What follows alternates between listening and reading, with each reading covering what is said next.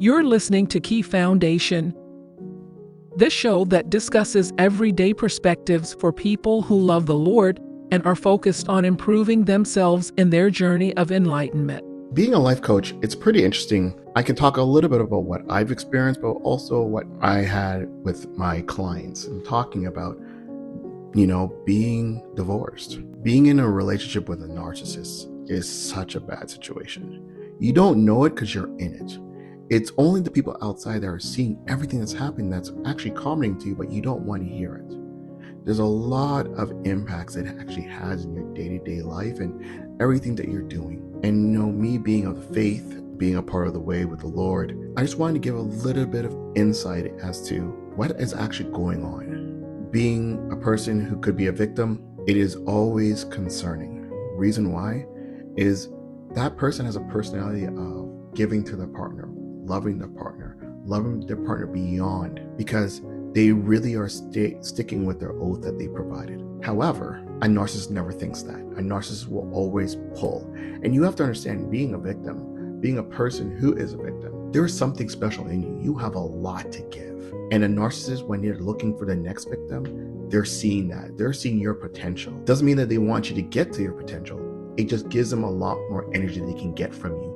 So you're feeding into their energy. And so when you're really looking into it, it is when the veil's taken off and you really realize what it was really a one-sided situation. It hurts. It hurts, especially if there was adultery done. They were sleeping around and you never knew about it. Because, the most concerning thing, especially when it comes to a victim of narcissists, is the fact that they've been sleeping around with maybe one, maybe two, maybe three, or multiple people that you never know. You never thought about that in your time with the narcissist. And it could have been 1 year, 2 years, 10 years, 20 years. And you don't know how many people they've been doing with it. And the concerning thing is, from a health perspective, very concerning, because a narcissist sometimes will know that they're sleeping with other people, bringing diseases, STDs, and so forth into the family home, into your relationship. And when it impacts you, they will play dumb and saying, what were you doing? And that's very concerning. And all I have to say in that situation is, definitely get checked, get into the Word. I can only tell you, when you're getting into the Word, it is a soothing situation. When you know that the Lord is behind you with his angels and everybody's around you, the Lord will put the right people in your place. And I can only say that knowing the way that through this, the Lord took me through the situation, but he's also taken many of the other people that I've worked with through the situation. Because it might not make sense to a lot of people who don't understand what you've been through, but the Lord understands, and the Lord will comfort you during your times, through your dark times. And I just want you to keep in the faith, keep in that practice, and knowing that you're not alone and that you have a lot of things going on for you. But you need to understand that once you're aware that you're with a narcissist, you need to now put your checks and balances in order. You need to understand how far and how deep it is. And also, you're going to have to put some controls in place to prevent it from happening again. Unfortunately, it might mean that you might have to step away from the relationship.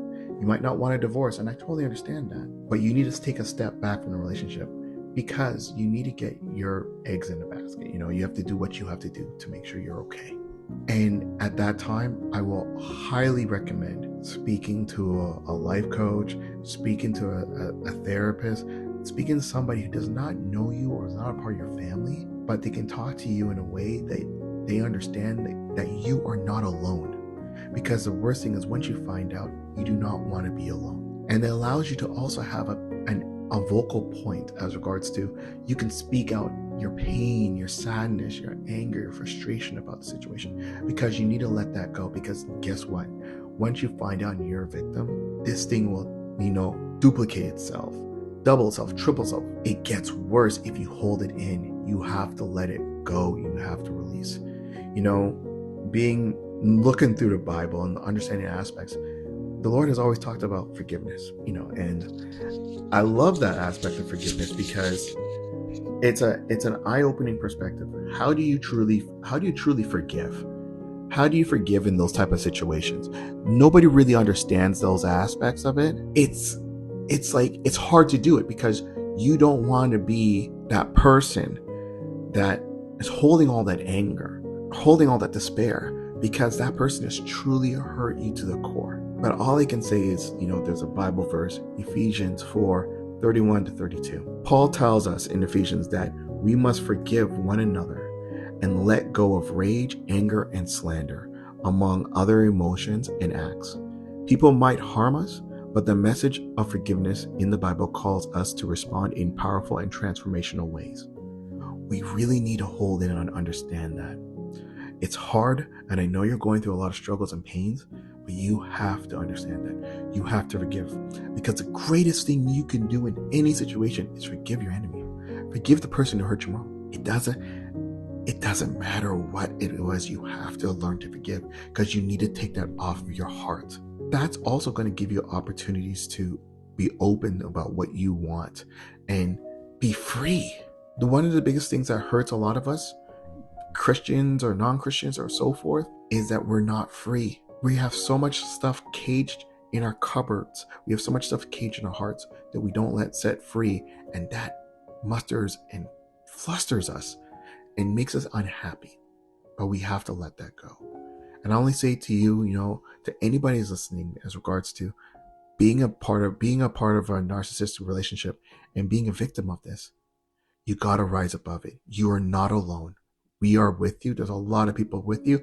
I continue to pray for anybody who's been through such a difficult situation. But you will rise above it and be better, bigger, and better. And so I hope as we go forward in our day-to-day lives that whatever you're going through, especially if it's through a narcissist situation, a bad situation, that you're not alone. Take a little bit of time, get on your knees and pray. Walk and pray. Walk and talk to yourself. But know that you're not alone and the Lord's always listening. Be blessed. Thanks for joining us, and continue to be blessed and be a blessing. Be sure to like and subscribe. If you have any interesting topics or are looking for a life coach, please get in touch with us directly.